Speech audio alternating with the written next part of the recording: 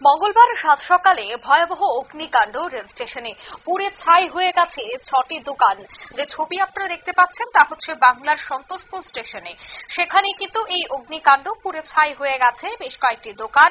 Local train পরিষেবা বন্ধ থাকায় যাত্রী পরিষেবা রীতিমতো ব্যাহত।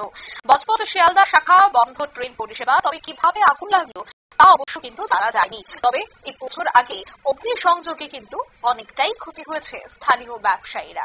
নিরাপত্তার কারণেই বন্ধ ছিল রেল পরিষেবা। ব্যস্ততম দিনে সাত সকালে অসুবিধার মুখে পড়তে হয়েছে এবার অফিসে যাত্রীদের।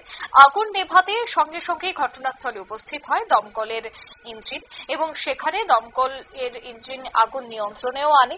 ঘটনার প্রায় দু ঘন্টা পর আগুন নিয়ন্ত্রণে আসে বলেই জানাচ্ছেন স্থানীয়রা।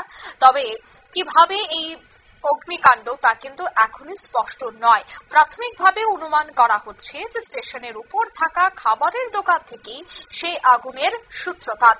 কারণ স্টেশনের উপর খাবারের দোকানগুলিতে গ্যাস বা স্টোভ ব্যবহার করা হতো। যদিও আগুন লাগার প্রকৃত কারণ কিন্তু এখনো পর্যন্ত জানায়নি পুলিশ। তবে মুহূর্তের মধ্যেই সকালে আতঙ্ক ছড়িয়ে পড়ে। কারণ প্রচুর সংখ্যক সেখানে অফিস যাত্রী, বিদ্যালয়ে যাওয়া ছাত্রছাত্রীরা তারা কিন্তু ভিড় জমিয়েছিল স্টেশনে তাদের গন্তব্যে যাবে বলে। কিন্তু তার মধ্যে এই ভয়াবহ অগ্নিকাণ্ড। সঙ্গে সঙ্গে কিন্তু ধোঁয়ায় চারপাশ ঢেকে যায়।